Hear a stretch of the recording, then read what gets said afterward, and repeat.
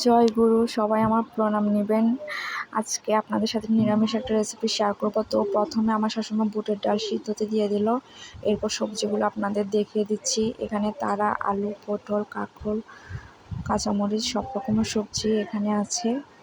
এরপর এখানে আমার বুটের ডালগুলো অল্প একটু সিদ্ধ হয়ে আসার পর এখানে সবজিগুলো দিয়ে দিচ্ছে আমার শাশুড়ি মা।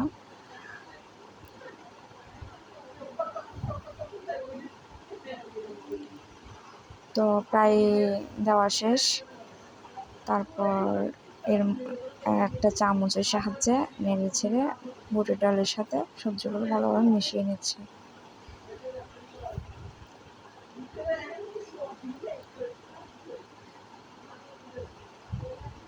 তো মিশিয়ে নেওয়ার পর এখানে দেখা যাচ্ছে পানি শুকাই গেছে, সেজন্য অল্প একটু গরম জল এখানে দিয়ে দিল, যাতে সবজিগুলো একটু ভালোভাবে সিদ্ধ হয়ে যায়। এরপর এখানে প্রায় 1-1.5 চামচের মতো এখানে মরিচের গুঁড়ো দিয়ে দিবে। 1 চামচ দিছে। তো কম হয়েছে মনে হচ্ছে, তো আর অল্প একটু দিয়ে দিল, প্রায় 1.5 চামচের মতো দিল। তারপর এর মধ্যে জিরা আদা বাটা দিয়ে দিল।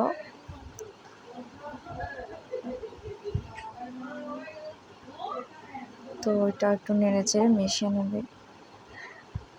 আমার শাশুড়ি নিরামিষ সবজি যেভাবে রান্না করে খেতে খুব ভালো হয়। আর আমার শাশুড়ি ইন্ডিয়া গেছিল। ইন্ডিয়া অনুকূল ঠাকুরের আশ্রম থেকে আসার পর উনি নিরামিষ নিয়ে ফেলছে। তো উনি এখন নিরামিষ ভোজী। তো এখানে স্বাদ মতো লবণও দিয়ে দিল। তো এখানে ব্লক দিচ্ছে, একটু নেড়ে চেড়ে দেখতেছে।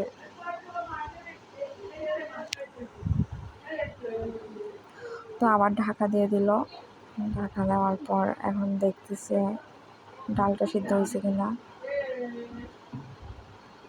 তো সিদ্ধ হয়ে গেছে প্রায়।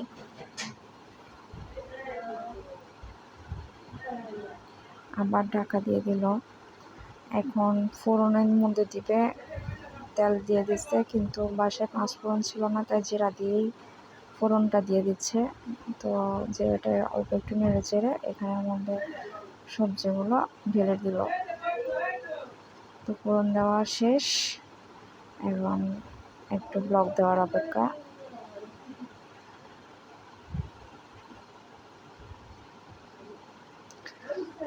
তো প্রায় আমাদের বাসায় এভাবে সবজি রান্না হয়। তো সার্ভ করে দেখিয়ে দিচ্ছি। সবজিটা দেখতে কত ভালো লাগতেছে। এখানে তারাও দিছে। আমাদের চট্টগ্রামে তালটা কম বেশি সবাই চিনে। পয়লা বৈশাখের সময় নিরামিষ রান্নার সময় তারাটা দেয় আমাদের।